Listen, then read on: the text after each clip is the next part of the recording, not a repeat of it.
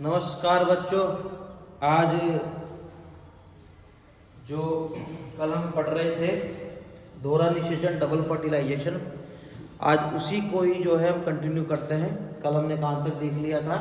तो कल हमने देख लिया था कि डबल फर्टिलाइजेशन क्या होता है, दोहरा निषेचन क्या होता है। तो देखो कल जो हमने पढ़ा उसको थोड़ा सा रिवाइज कर लेते हैं। हमने कल पढ़ा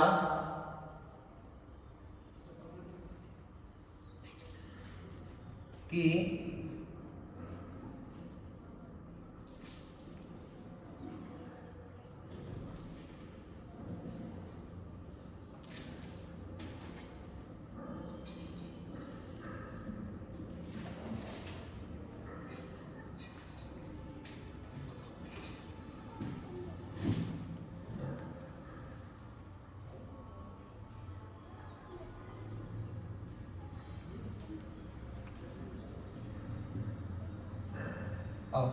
कल हमने देखा था कि जैसे ही परागकण वर्तिकाग्र पर अवस्थित हो जाता है इस प्रकार से, तो हमने देखा था कि परागकण पे के बाहरी जो आवरण है इस पे छोटे छोटे जो छिद्र थे,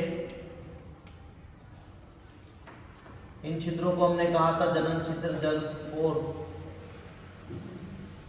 और इन छिद्रों के माध्यम से एक नली का निर्माण हुआ था। इस नली को हमने कहा था पराग नली, और पराग नली जो है वो यहां से होते हुए सीधे वर्तिकाग्र से होते हुए अंडाशय में एंटर कर जाती है कुछ इस प्रकार से, और अंडाशय में बीजांड द्वारी सिरे से होते हुए वो एंटर कर जाती है सहायक कोशिकाओं में, सिनर्जिड्स में। यहाँ से नर जो जनन केंद्रक है वो एंटर यहाँ आ जाता है पराग नली में। ये हमने कहा था इसको पराग नली। जैसे ही जनन केंद्र यहाँ आ जाता है तो जनन केंद्र दो केंद्रों को में डिवाइड हो जाता है। इन दोनों को हमने कहा था नर युग्मक, मेल गेमिट। दोनों नर युग्मक यहाँ से होते हुए वो आ जाते हैं कहाँ पे? सहायक कोशिकाओं के जीव द्रव्य में, सिनर्जिड्स के साइटोप्लाज्म में। फिर हमने देखा था कि यहाँ से एक नर युग्मक चला जाता है कहाँ पे? अंड कोशिका, ये थी अंड कोशिका एक इससे फर्टिलाइज हो जाता है, और दूसरा नर युग्मक चला जाता है जो पोलर न्यूक्लाई है, जो ध्रुवीय केंद्रक है इनके पास में। तो हमने कल देख लिया था, यहाँ पे देखो एक एन न्यूक्लियर क्या नाम है, जो मेल गेमिट का मेल गेमिट एन, और जो एग है ये भी एन हैप्लोइड, तो दो केंद्रक मिलकर यहाँ पे बनाते हैं 2n। तो इस प्रकार से, और यहाँ बन गया था 3n। ठीक है, यहाँ तक हमने देख लिया था। तो इस प्रकार से एक एम्ब्रियो सेक में अब अपने पास में एक स्ट्रक्चर, इसको हमने कहा था युग्मक संलयन, इसको कहा था हमने त्रिसंलयन ट्राइफ्यूजन। फिर हमने ये देखा था, अब इसको मैं बाहर निकाल लेता हूँ। तो ये हम पहले डिस्कस कर चुके हैं। आओ अब आगे से स्टार्ट करते हैं। देखो बेटा,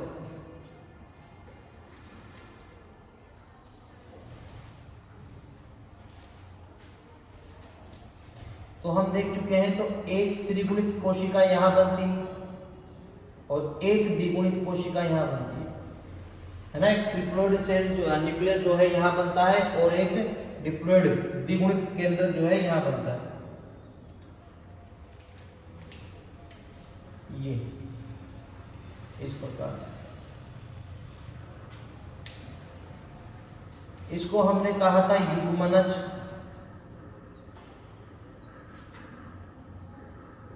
इसको कहेंगे युग्मनज, बोले तो जायगोट, और इसको हम कहेंगे प्राथमिक भ्रूणपोष केंद्र।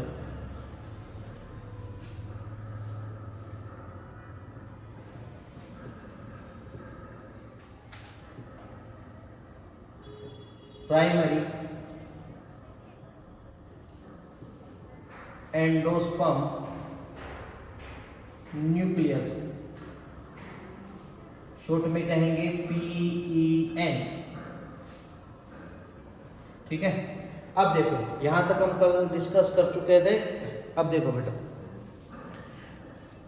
अब इस जाइगोट से आगे चलकर जो है एक भ्रूण का निर्माण होगा, एक एम्ब्रियो का निर्माण होगा। ये जो जाइगोट है इससे आगे चलकर इसका निर्माण होगा, भ्रूण का निर्माण होगा। यहाँ पे एक भ्रूण का निर्माण होगा, एम्ब्रियो डेवलपमेंट होगा। तो इस युग्मनज से जो भ्रूण के निर्माण की प्रक्रिया, इसको हम कहेंगे भ्रूण परिवर्धन।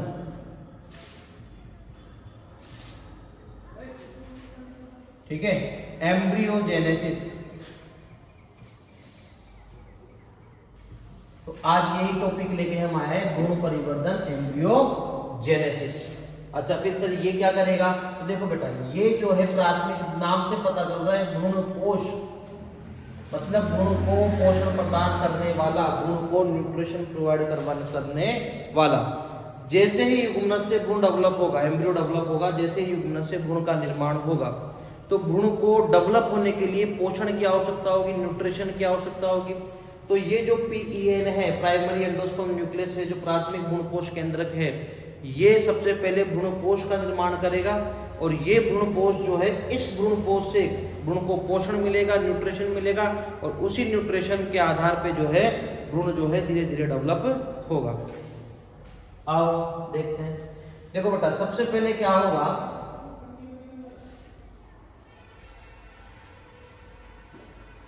जो प्राइमरी एंडोस्पर्म न्यूक्लियस है PEN, देखो भ्रूण को बनने के लिए, भ्रूण को डेवलप होने के लिए न्यूट्रिशन की आवश्यकता होगी, भ्रूण को बड़ा होने के लिए, विकसित होने के लिए जो है पोषण की आवश्यकता होगी, भोजन की आवश्यकता होगी। तो सबसे पहले जो है प्राथमिक भ्रूणपोष केंद्र जो है वो लगातार समसूत्री विभाजन के द्वारा भ्रूण के लिए पोषण का निर्माण करेगा। ये लगातार विभाजन होगा, 1 से 2, 2 से 4, 4 से 8, इस प्रकार से सबसे पहले बनेगा भ्रूणपोष। नाम से पता चल रहा है भ्रूणपोष। तो भ्रूणपोष से पहला का जो केंद्र है प्राथमिक, है ना, एंडोस्पर्म का जो प्राइमरी जो स्टेज है वो, तो इससे बनेगी अपने पास में भ्रूणपोष। और भ्रूणपोष का क्या काम है? भ्रूण को पोषण प्रदान करना, एम्ब्रियो को न्यूट्रिशन प्रोवाइड करवाना। ये इस प्रकार से ये बन गया बेटा भ्रूणपोष। और इसका क्या काम है? भ्रूण को पोषण प्रदान करना, बोले तो एम्ब्रियो को न्यूट्रिशन प्रोवाइड करवाना। और इसके अंदर ये है बेटा अपनी युग्मनज, जाइगोट। ठीक है, ये रहा युग्मनज। एंडोस्पर्म के निर्माण के बाद में, एंडोस्पर्म के फॉर्मेशन के बाद में, भ्रूणपोष के निर्माण के बाद में, अब जाइगोट जो है वो धीरे धीरे डेवलप होना स्टार्ट करता है।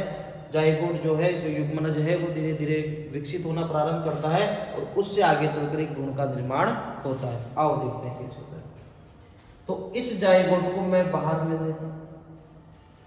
ठीक है, तो बेटा यहाँ पे जो भ्रूण बनेगा वो दो प्रकार से बनेगा अपने पास, इधर से ही कर लेते हैं। देखो, इस जाइगोट को जो है हम थोड़ा सा एक बार के लिए बाहर ले लेते हैं। ये ले लिया हमने जाइगोट। अब जो भ्रूण बनेगा, तो एक तो बनेगा बेटा दो प्रकार के पादप जानते हैं। तो एक तो होते हैं द्विबीजपत्री, डाइकोटिलीडन,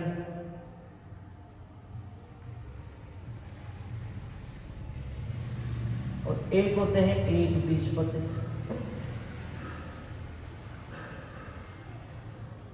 मोनोकोटिलीडन। ठीक है, हमारे सिलेबस में जो है द्विबीजपत्री भ्रूण के परिवर्धन की अवस्था दे रखी है, डाइकोट जो एम्ब्रियो है उसके डेवलपमेंट की प्रोसेस दे रखी है 12th NCERT बुक में।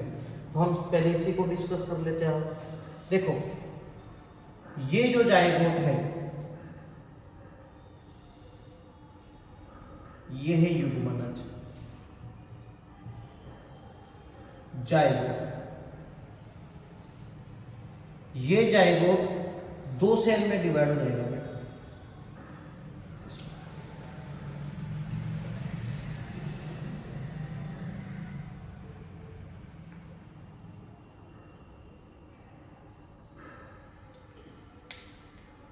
है ना।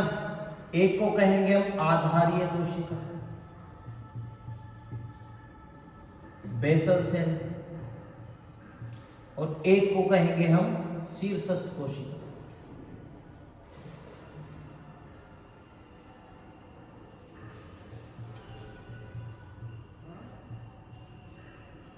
शीर्षस्थ कोशिका,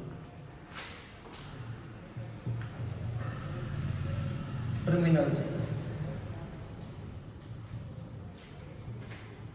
देखो इसके बाद में क्या होगा, जो आधारीय कोशिका है, तो एक तो बन गए अपने पास में आधारीय कोशिका, एक बन गए अपने पास में शीर्षस्थ कोशिका।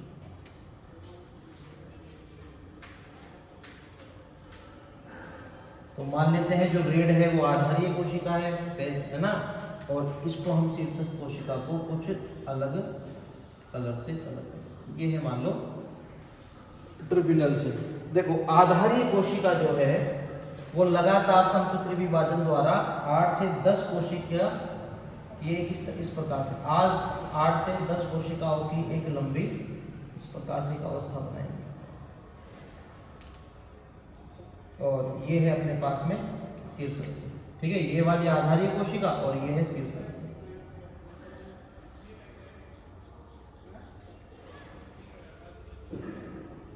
तो जैसे ही आधारीय कोशिका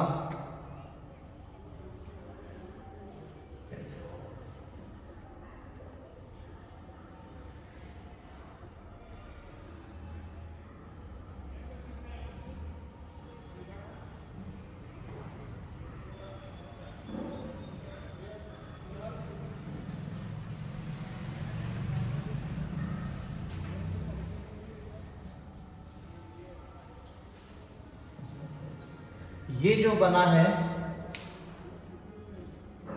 बेटा, इसको कहेंगे हम निलंबक, सस्पेंशन। ठीक है, सस्पेंशन के निलंबक की जो सबसे ऊपर वाली कोशिका है ये वाली, ये थोड़ी आकार में लार्ज हो जाती है, इस प्रकार से आकार में थोड़ी बड़ी हो जाती है इस प्रकार से।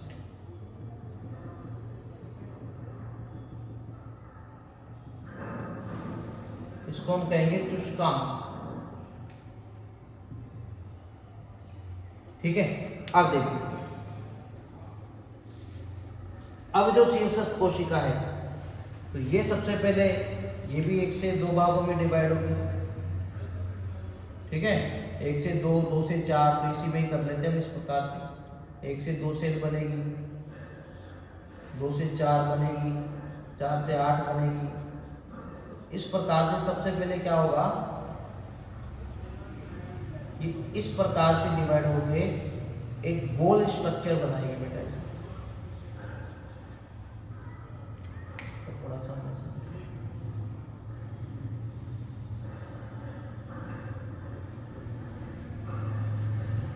एक गोलाकार संरचना बनाएंगे।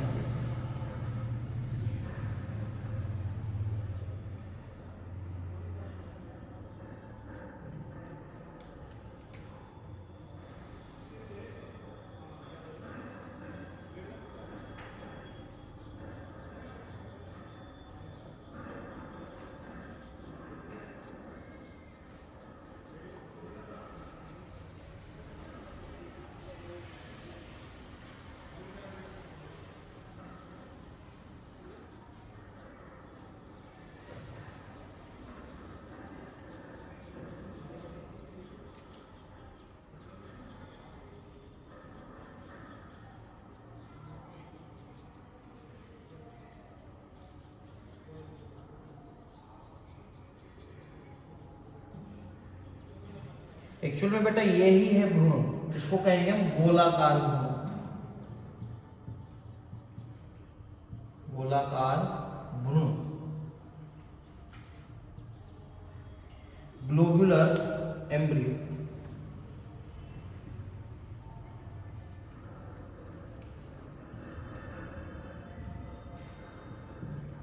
इसके बाद में क्या होगा,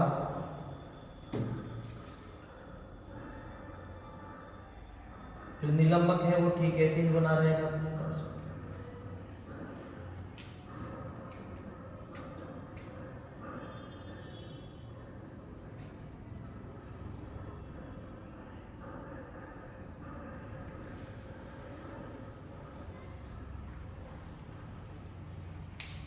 ये बन गया चुस्का।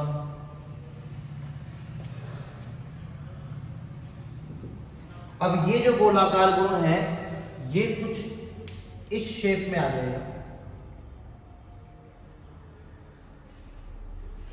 हार्ट शेप में आ जाएगा, ठीक है, हृदय के आकार में आ जाएगा। अब ये बनेगा अपने पास में गोलाकार से बन जाएगा ये हृदय का।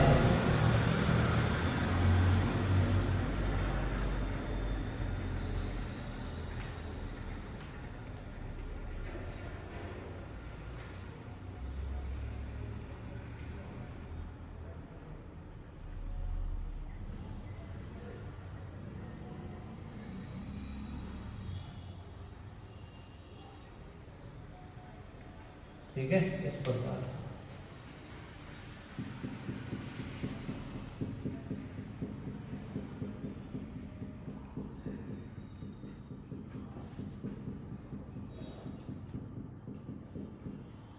इसे कहेंगे हृदयाकार भ्रूण, हृदयाकार भ्रूण, हार्ट शेप एम्ब्रियो। ठीक है, तो भ्रूण की पहली अवस्था क्या होगी, गोलाकार भ्रूण, उसके बाद में हृदयाकार भ्रूण, ग्लोबुलर एम्ब्रियो, और उसके बाद में हार्ट शेप एम्ब्रियो। और इसके बाद में जो भ्रूण है वो यहाँ बना देते हैं, है ना, ऊपर बना देते हैं। मोनोकोट का बाद में देख लेंगे, जो एक बीजपत्री है इसको बाद में देख लेंगे, पहले इसी को ही कर लेते हैं। ये प्रथम अवस्था हो गई, ये दूसरी अवस्था हो गई, और तीसरी अवस्था जो है वो यहाँ कर देते हैं। देखो इसके बाद में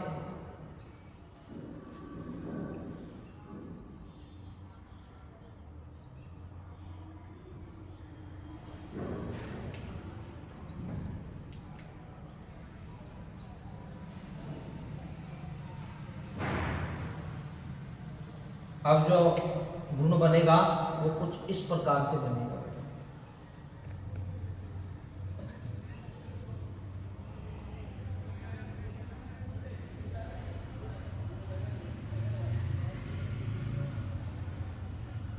इस प्रकार से, ठीक है।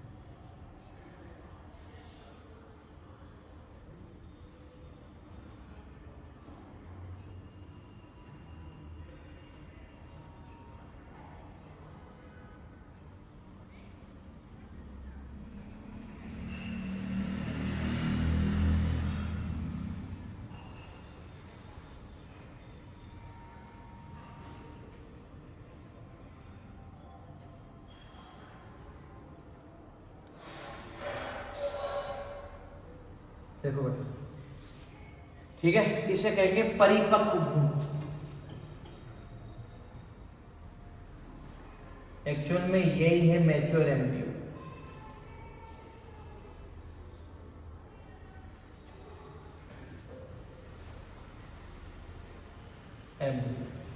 ठीक है, अब इसमें कौन कौन से भाग होते हैं परिपक्व भ्रूण में? परागपुर कहाँ होता है, बीजपत्र क्या होते हैं, मूलांकुर क्या होते हैं, ये अपन नेक्स्ट जो है क्लास में डिस्कस करेंगे। अभी के लिए देखो सामने, और मोनोकोट जो एम्ब्रियो है उसके बाद में उसके बारे में भी जो है हम नेक्स्ट क्लास में डिस्कस करेंगे।